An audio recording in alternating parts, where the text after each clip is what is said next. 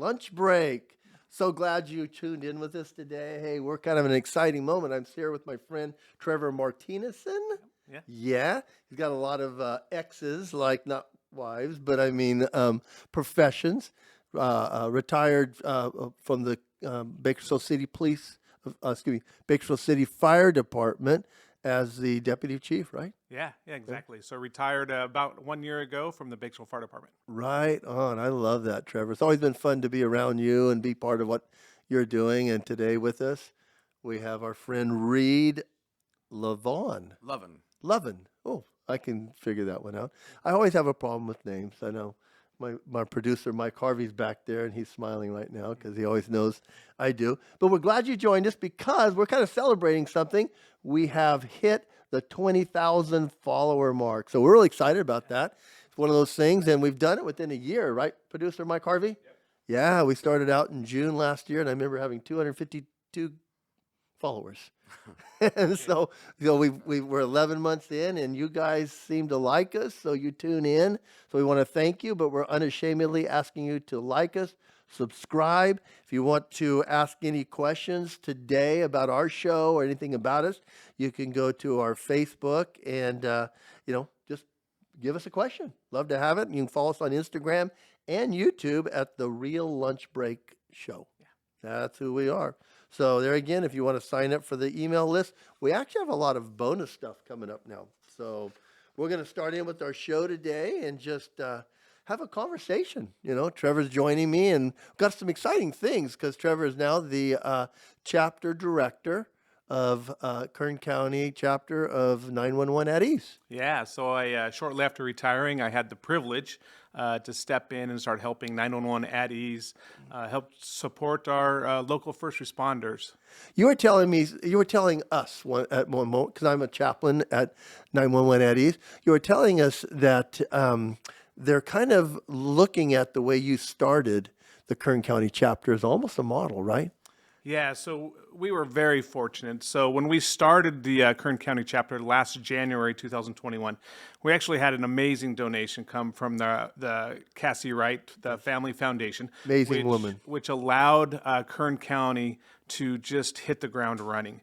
We were able to build out our clinician team. And just real quick, so 911 at Ease, what we do is we provide free, confidential counseling for first responders and their families with vetted clinicians. And that's the important piece, with vetted clinicians that understand the value, the need, but also can understand and handle the stories, the situations, and their main goal is to help support our first responders and their families, keep them strong, keep them on the streets. And with that donation, we were able to hit the ground running, and we haven't stopped. Our numbers continue to increase. It's been an amazing program to be part of. I've enjoyed it. Yeah. I love it. You and I started with the fire department, with the chaplain program. Yeah. You started over there. It's been about 7 years ago. Yeah, 6 or 7 years ago with the Bakersfield Fire Department, we brought back the chaplain program that was so important. And Chief Galageza, when he made fire chief, that one of the most important parts for both himself and for me and now Deputy Chief Jimmy Cherry was, man, we wanted to bring God back into the department. When we started having our chaplain meetings at headquarters in the conference room, praying over the department, man, we really saw a change in our department. We saw a change with our members, and we just saw how important that was. That's what's been so awesome about 911 at Ease, is for me to continue to pray over our first responders, continue to try to make a difference in their lives and know how important it is. We want to keep all those families together and healthy and strong. I love it. And today with Reed being here, Reed, you were part of you actually utilized the program, correct? I did. Yeah. I did. I'm a 17-year vet with the Kern County Sheriff's Office. Not with him anymore. Retired? Yeah, retired-ish. I'm not 50 years old yet, but yeah. Yeah, you look young still. Right. But after 17 years, God led me in a different direction, and I'm pursuing that now. And but over that period of time, I was a sergeant, and you could imagine the things that you experience, and there came a point in my life when it was glaringly obvious that I really needed help. Things just manifest in your personal life in a way that when you look in the mirror, you go, oh, what happened? And 911 at ease is so important because they provide this safe place that if you want help, you don't have to worry about it being used against you. The people that you're talking to are, when I say vetted, that's not even close to being descriptive enough. These people understand that when you tell them the horrors that you've witnessed and then had to go out and continue doing the job and then had to come home, you don't, with all due respect to all counselors everywhere trying to help people, sometimes those stories are so gruesome that the counselor needs counseling after you get done telling the story. And you know, these counselors that they've been able to put together, I guess they call them culturally competent, you know, but in reality, it's people that aren't going to shy away from what you dealt with and help you learn. Did you know? And what I hear a lot, being a chaplain at the city fire department, is that sometimes it's not the immediate; it's the residual and the build up, maybe day after day or hour after hour. You know, in a trauma-related profession, all first responders, whether it's ambulance, you know, or paramedics or nurses in the ER or on the COVID floor or cops or firemen, you know, it is a cumulative thing. You can't be in a trauma-based profession without becoming traumatized. You know, even driving down here today, I live up in an area called Glenville, a mountain community. Kind of close, but kind of a little Yeah. more elevated, more towards God's kingdom. Right, and I was the closer, and it is God. It's beautiful up there. But as I was driving by, you know, my wife calls them spots because I was the resident deputy up there for a long time. And as coming down, you start to remember, oh, I cleaned up a body there, or there was a child molest there, or there was a fire there, or these people lost their home, or you know, and all of those things, even today, you have to be able to process. And again, that's what 911 at ease does, more than, you know, just, you know, bringing in you and talking and having a big pity party. They help you develop the skill set required for you to get back into the fight, to be the best version of yourself so that you can continue to serve. Because all of us first responders were servants. Our hearts are service oriented. And, you know, we need a job and we need to get back in there and we need to serve however we can. And the community needs you too. You know, and I think that's the biggest thing. You know, as you're out there, I think it's easy to see a law enforcement car pass you, fire truck. Today I saw one go by and lights were gone. It was a county. They were rolling on something, and I've just always recognized it, and I just kind of pray for them as they go by. It's something I always try to do because I know there's real live men and women in there that are going to probably go and maybe see something that's going to cause them to have, you know, a little bit of trauma or take a piece of them. Sure. And if you're out there and you've got a son or grandson or daughter or granddaughter, or maybe it's you, you know, there's the good thing is there's a place to get help.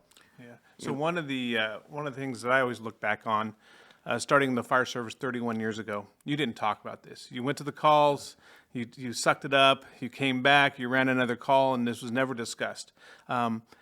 We are so fortunate. There's so much now being directed towards the mental health piece and the piece of keeping our first responders strong.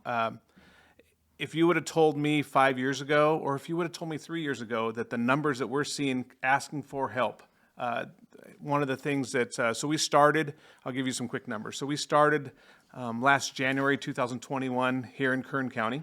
And once we got up and rolling, had our clinician team put together, this last year we saw 140 first responders and their clinician, and first responders and their immediate families. I would have never thought those numbers were possible within a year.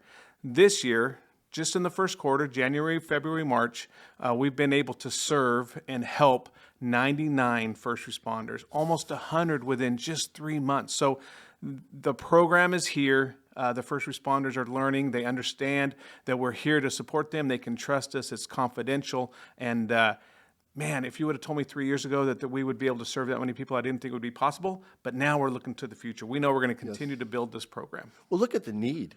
Yeah. Well, Trevor was talking about, and we talked about the confidentiality, because we are private people. Who wants to air their dirty laundry, right?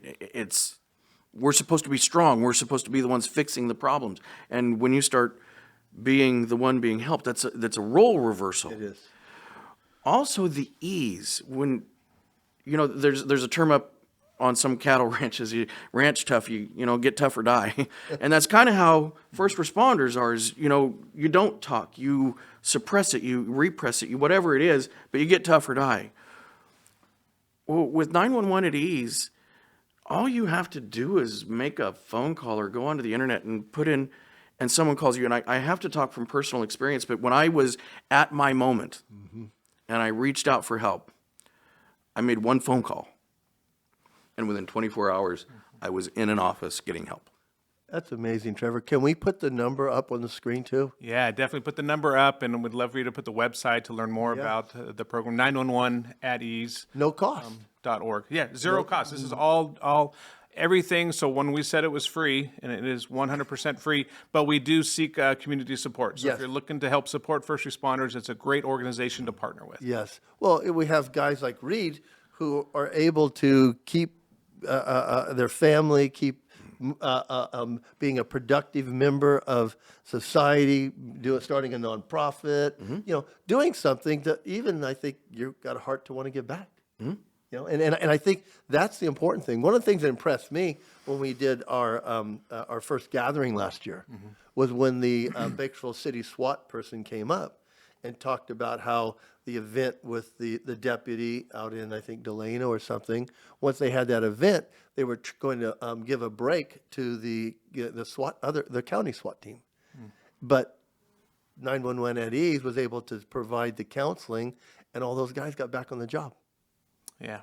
So talking about the campus incident. So following the campus incident, we definitely were there to support the Kern County Sheriff's Department. They did an amazing job. They have a really good peer support team. The Sheriff's Department has one of the best peer support teams that I've seen. But BPD was able to help support them. And then, of course, 911 at ease stepped in and said, hey, anything that you need, we also will help support. And I know that there has been a lot of members that from that agency that have seeked out help, and that's what the goal is. I love to tell people that this is a proactive approach. We want to support our first responders early in. Yes. We don't want it to get to such a point that they're worried about losing their job, or that the suicide is such a huge thing with first responders, and the numbers are definitely risen within that profession. So we look at it as hey, this is 911 at ease is here. Confidential, we keep talking about that. One of the greatest things that I love to share with people is when one of the parts of my position is that I get to interview and meet several. When I meet the clinician, it's about 3 interview steps. And when we sit down with a clinician, we let them know that we will never ask for any written documents. We will never ask for a diagnosis, and we will never ask you for that. And we don't want you to label these individuals. We just want you to help them. Get them back on the streets, keep their families. Man, that's one of the things that I really have seen through this is if we can keep our family units strong and they have that support there, and they can come back from their shift and have a strong marriage. We've seen that is such a huge part of keeping our first responders out there for us. I always think on how much hope that gives people. It's like, Reed, when you're at that spot, one of the things that I've been asked a lot about 911 at ease, and I think you've mentioned it, Trevor, is almost like it sounds too good to be true. Yeah. It's like free. Yeah. Well, what was your experience with that? Well, to say too good to be true, we're skeptical by nature. By nature. Yeah. And audience may be skeptical, don't. Right. But I'm going to give 2 examples. My personal experience was, whatever was going on, I reflected, and I'm a Christian guy. I am completely flawed. Yeah. Let's get that set straight. But at some point, things started to manifest themselves in my personal life that I was not presenting, which is a direct reflection of my walk with Christ. and I was not presenting myself as the person that I wanted to be. And so I had to get right. So I prayed on it, and I literally was led to a website. I picked up the phone. I left a message, and within a couple of hours, somebody was on the phone with me. Can I say her name? Yeah. Okay, so my counselor, Monica Peck. Oh, I know Monica. Yeah. Yeah. She's part of the board. Yeah. Called me back herself and said, "Get in my office." I love that. And there was no paperwork. There was no, I just sat down and she said, "What's going on?" And I started laying it out. And it wasn't like, so tragic that, but I needed help. And she said, "Let's figure this out." And here it is, a year and a half or almost, over a year and a half later. And like when I said developing that skill set, the other side of this is Philip Campus was killed in action or on duty July 25th of last year. And there are still his family and very close friends are still grieving, and 911 is a part of that. That being said, I know from people talking to me that on that horrible day, they called and said, "What can we do to help?" And while my coworkers, my brothers and sisters are out there on scene in the worst day of their life, before that scene was closed down, 911 entities had people in the field talking to people and helping them with grief. And that wasn't a request. That was just their desire to serve. I love that, Trevor. Yeah. No. Good job. Yeah, no, it's amazing. And It's a team. This is a great example. So when we keep going back to that confidential piece, as a program manager here in Kern County for 911 at Ease, I know numbers as far as agencies, and that's so important that I can speak to the Sheriff's Department and say, "Hey, you know what? There's an uptick." Yes. And then they can look internally. But I don't know names or officers or rank. That has been so rewarding. I got to meet Reed through this, and Reed's kind of given me his story. I will have other people that I've worked with, either with the fire department or the police department, come up and ask me, "Hey, how do you like being part of 911 at Ease?" And I say, "Hey, it's been great. It's very rewarding." And I get these dialogue back that, "Hey, it saved our marriage." And when I'm starting to hear this now more and more about how people have used the program and the difference that it made in their, and first in their family life, and then in their career, I think is so important. And that's the rewarding part. Like I said, I met Reed after he utilized the services, and he's been very open about how much it's helped. And for us, that's good for me because that just keeps me more energized. We're ready to keep building this thing out, and we're just glad to be here. Well, I love the fact that, as we talk a lot about faith on this show. I love the fact that you have faith in Christ, but you needed something to come in and to help you with this part of the trauma. And I think Christ, the Bible says that, we can do all things through Christ Jesus who strengthens us. And I think giving you the strength to make that phone call is as impactful as maybe just a miracle. Because say when she called you back, got you on the road, that's great. Monica's part of our church, so it's like, way to go, But as you look at those things, that's what you want to hear, because as you see the numbers, like you said, Trevor, that, and I think I remember Schindler's List when he was looking at his ring going, "I could have done more." I think that's what you're wanting to do. You're wanting to see these numbers, and we're almost 3 months in looking at, the numbers from last year. Yeah. But God, I love the fact that as you put together the fundraising efforts, that we've got a thing coming up this weekend, help carry the load, is that you can keep providing for this, because as there is no charge, there is no limit to the number of visits or the amount of service that they can get. And they'll see loved ones, which I think that's important, because it's not just the person going through it, it's the loved ones. You're talking about loved ones, and 911 isn't just for the first responder themselves, it's for their immediate families also. And there's a quote from Jordan Peterson: "If you're not well sorted out, everyone around you will suffer." Yes. And greatly. Well, with the immediate family, they have to learn how to sort through what you're going through also. Whatever you lived through that day. And sometimes you come home and you tell your significant other or your kids, "I can't believe we're getting paid for this. This is the coolest thing in the world." And other days you're scratching your head and asking yourself why you went to work, or you can't believe you survived the day. And sometimes your significant others, your immediate family, the people that you surround your unit, they don't know how to respond to that. They don't know how to process it, much less help you process what you visited. And so I'll tell you right now that my wife has been in and, talked to Monica too about what I'm going through and what I'm doing. And now my wife works for the sheriff's office also. And so she's got her own stuff that she goes through.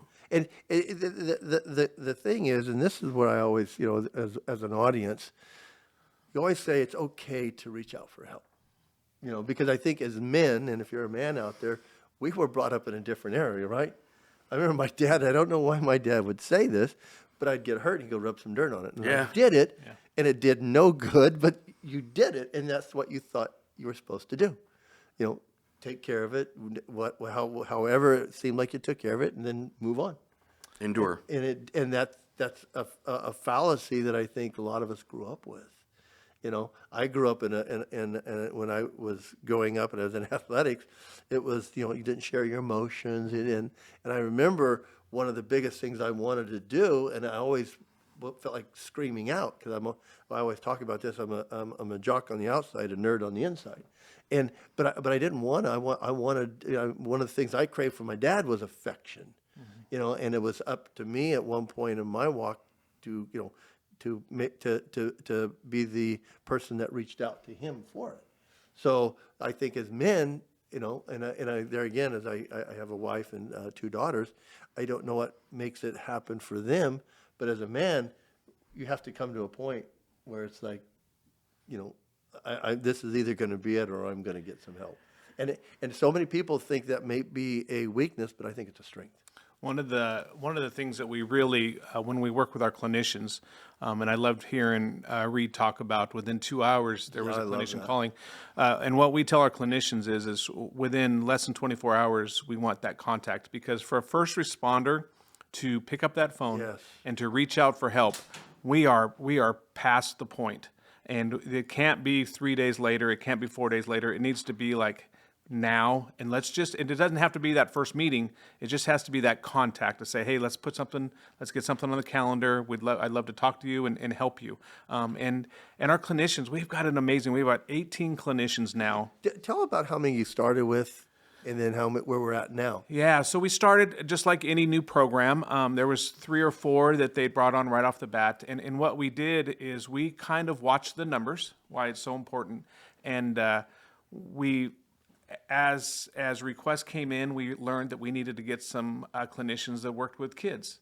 And then we also saw the numbers, 40% of the referrals coming in through 911 at Ease is marriage related. Mm-hmm. So we really shored up our marriage and family counselors.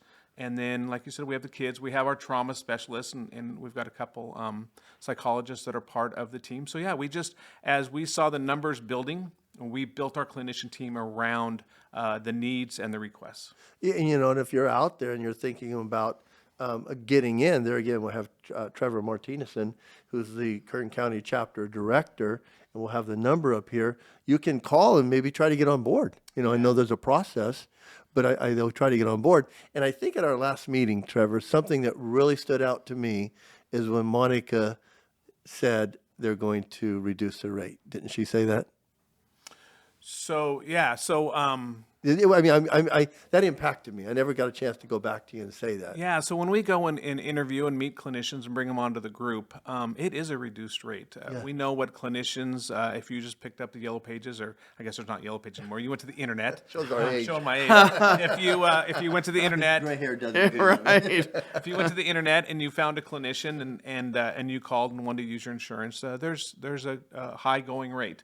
We go to our clinicians and say, hey, this is a community that needs help. Yes. This is an important part of our, this group is an important part of our community, and here's the rate that 911 at Ease pays per session. I've only had a couple, and it's fine, but I've only had a couple that says, no, that rate's not high enough.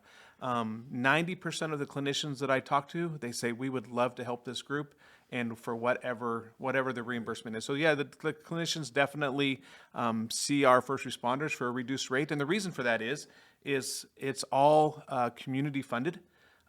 So if we can raise the money and see more first responders, so right now we say it costs about $125 per session, but that allows us to see a lot more. If we were paying that $300 rate, we would be helping less families and less first responders. So yeah, the clinicians definitely step up. They are committed to this community, the first responder group, and they provide an amazing service. We couldn't do what we do, and I tell them that all the time, is we wouldn't be who we are, we wouldn't be serving our first responders without our clinician team that is so vital. You know, we do talk about it, but what comes in stays local. Yeah. You know, and it helps to take care of the people that are local, that are actually, going on the calls, reporting to a scene. So I think that's super valuable if you're out there to remember that. And I think it's impactful too to see some of the officers and the chiefs at the meetings. Yeah. So yeah, it's a great point. So 911 at Ease International, they're in, I believe that the nonprofit started in Santa Barbara, in about 8 states right now. The beautiful part is trying to bring it to Tennessee, right? Tennessee, yep, they're working on it. And the beautiful part is they run each program or each chapter separate. Yes. So in Kern County, we're out raising money, we're out getting community support, and all of that stays here locally for Kern County. That's what's so important. Is we want to. I understand the need throughout the nation, but my goal is to help our local, and we'll use the other campaign fundraising at the corporate level or the larger parent body. For us, we're taking donations here in Kern County, and it's staying in Kern County. It is. Talk about the event this weekend. Yeah, so you talk about how the 911Es got actually involved. Yeah, so there's a national nonprofit called Carry the Load, and they through the month of March, they go out and they bring awareness to first responders, and initially started with military. So it bring awareness to the military and first responders lost in the line of duty. Not Carry the Load, like I said, is a national campaign. 911 at Ease actually is now partnering with them, and we want to bring awareness. So we're going to do an event this Saturday, May 7th. Beach Park. At Beach Park. We're going to meet at, it's awesome too, because we're inviting everybody out. Yeah, definitely. So this weekend at Beach Park, starting at, I believe it's 10 o'clock, 10 to 2, it's Law Enforcement Day at the park. So BPD, the Sheriff's Department, there's going to be a huge event, food trucks, there's going to be activities, things for the kids. So it's Law Enforcement Day at Beach Park, and we're going to start that event off with a 4-mile easy walk along the bike path. And the whole purpose of it is we're going to meet there at 8:45. We're going to pray over the families. We're going to bring awareness to our military. We already got some veterans coming out, and then also to our first responders. And we're gonna take a walk and think about campus and his family and what has been lost and what we can do to continue to. So really, this is just a way that 911 at Ease is partnering with another great nonprofit that's bringing awareness, and we're just going to go out and have a great day. And so I think I was made aware that we're one of 5 nonprofits that will be benefiting from what they're doing in a large way. Yeah, so this is a national campaign. There's actually there's 4 big buses, and they travel throughout the nation all through the month of March. So the bus, the Carry the Load bus caravan comes through on May 8th, which is Mother's Day Sunday. We figured a walk on Mother's Day probably wasn't the right choice. Maybe after lunch, but no. After brunch. So we thought, hey, let's do our walk on the 7th. And then, so Carry the Load has partnered with 5, I believe it's 5 nonprofits, and 911 at Ease is one of the nonprofits. And so what we're doing is in every state, in every county that we have a 911 at Ease chapter, we're pulling together and we're going to bring awareness and just kind of make that more. This isn't a 911 Addie's fundraiser. We'll have those coming up, but there's also other ways to give. This is just an awareness. We just want to bring people together and let them know what first responders, what the military go through, and what happens when we lose one, and we want to continue to remember them. I like that. Reed, is there anything that you would like to say, or maybe a question that we didn't get to ask you that you'd like to jump in with? You're talking a lot about how people come to 911 at ease, or they come to the point where they ask for help. And it doesn't have to be so tragic that, at the worst you might be contemplating something horrible. It just has to be that you need help. And again, that humility, I guess, to recognize that you're just not getting through, or you might need a tune-up. 911 at ease is so non-intrusive, but they help by supporting not just the individual first responder, but within law enforcement and fire, there's something called peer support. And historically, you and your beat partner get together and talk about what Everything. you just went through, what's going on at home, what's going on with your kids, what's how the dog's doing, whatever it is, but you confide in your partners. Well, that peer support was formalized, and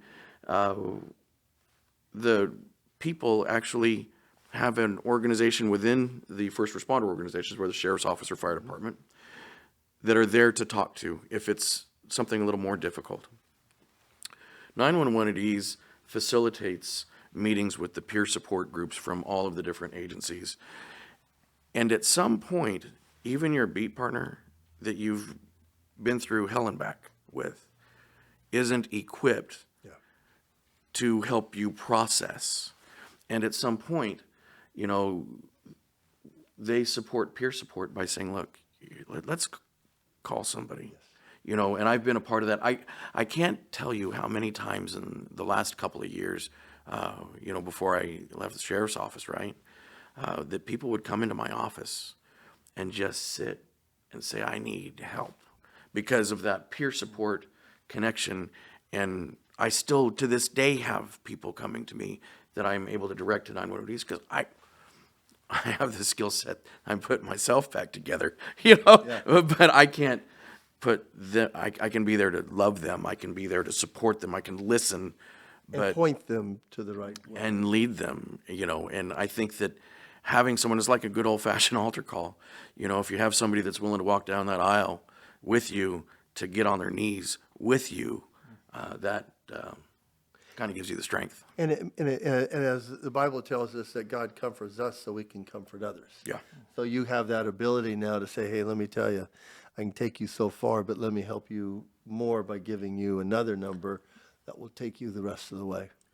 Yeah. And that, to me, that's what's impactful about you and what you do, Trever. I love being a part. You're a huge partner. It's awesome. Well, I love being a part, but I also like letting the audiences know what is available.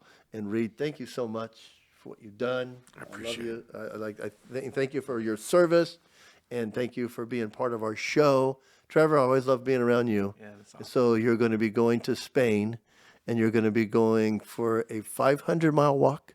Yeah, so we're going to go, isn't that crazy? 4 miles on Saturday is not a lot Better compared. have a couple pairs of shoes. Yeah, so we leave on Monday. It's a Catholic pilgrimage, but it's called the Camino De Santiago. It's a spiritual pilgrimage. It's called the Way of St. James. You start in France and you walk all northern Spain. I've really been kind of reflecting on it. We're going to be on the trail for 39 days. We're going to walk 34 and take 5 rest days. And now that it's getting so close, I really have been trying to think of what am I hoping to get out of this? And I know that no matter what I say now, it's going to be something totally different. Mm-hmm. Everybody that I've talked to that has done this, the Camino de Santiago, they say that it was life-changing. I really hope to strengthen my walk with the Lord by walking. I hope to spend some time in prayer, Got your wife going? Yeah, no, this is something I think my wife talked me into it. I like that. So it's something I'm going to share we're going to share together, and man, we're going to come out stronger and better for it. So, there's going to be those times. I'm sure they always say that there's the physical piece of it, the beginning, just getting your feet used to it. And we've been walking a lot. We're walking ready. We're walking 30, 35 miles a week right now, just training for it. But they said there's a physical piece. You'll get into the mental piece, just trying to drone on. And then it's the spiritual, the reflective piece. So I'm excited. You know what? Bring me on after I get back. I would like to. Love to talk about, God willing, that we get this thing done and we complete it. And I'd love to share. Want to hear about it? Yeah. I'm excited about it. We had Joe Peterson on last week. Won Race Across America 17 times. He's amazing. And I can't imagine going 3,000 miles across America. I can't imagine walking 500 miles either. Yeah. I just wasn't ever built for that. I was built for other things. So I'm glad to have you guys on. And Reed, you want to help us out? Because we also like to give a shout out to Lucky's Rescue. John and Meredith do a great thing out at 3J's Ranch. And they actually have some animals that are available for you to adopt. They have horses, they have dogs, they have cats, and they have chickens. And I think Reed was going to talk about. Yeah, so I don't know if they can see it, but this is Bonnie. Yep, we'll put a picture of Bonnie up there. Yeah, Bonnie's a gorgeous 6-year-old Husky Shepherd mix. She was surrendered with Clyde, her companion, by her owners due to an unfortunate circumstance beyond their control. Bonnie's a super sweet lady who loves to talk. She loves attention and wants to be near people all the time. A good exercise regimen will probably ensure she has mental and physical, or being physically stimulated, and won't go out looking off for her own adventures. So maybe she's done that in the past. But also, the adopter probably should have a good knowledge of this breed and kind of their tendencies. I like that. Reed sounds like a professional radio or podcast. I'd like to bring you on and talk about your nonprofit. You want to give it a shout out real quick? Well, it's actually not a nonprofit. It is a corporation, okay. But it's Blue Line Solutions. I love that. And our space is bridging the gap between victims and law enforcement. We're calling it a liaison services because we have a group of retired law enforcement officers that still are service oriented, that just want to help people and helping cops. You know, you go out there and cops from one side, are so overworked and they're just trying to get to the calls. And from the other side, people are, maybe they're emotional, but maybe they take some abuse from the public too on occasion. If you watch the news. They're human. They're human any day. And so they're stuck in the middle a lot. And we do private investigations and some security stuff, but we really are there to just bridge that gap to help. I like that. Yeah. Well, if we could, we'll get your information and kind of put it up too, make it available. So we're glad you tuned in. Hope you got something out of this. If you want to give us any questions, go to our Facebook or Instagram. There again, I want to thank Trever and Reed for just showing up and being part of today's show. And I look forward to our 4-mile walk. 4-mile walk. On Saturday. We'd love for you guys to join us out there. Beach Park, 8:45 for the walk part. 8:45 and start walking at 9, and we'll finish up. Reed will be out there. We're going to finish up, and then we'll enjoy a little bit of time with all of our law enforcement. Just thank them for what they do for our community. Are they bringing the dogs out to do a little? Yeah, I'm sure the K9 demonstrations will be there, which will be awesome. Those are always fun. They're not bringing Bonnie. No, Bonnie won't be there. Thank you guys for tuning in.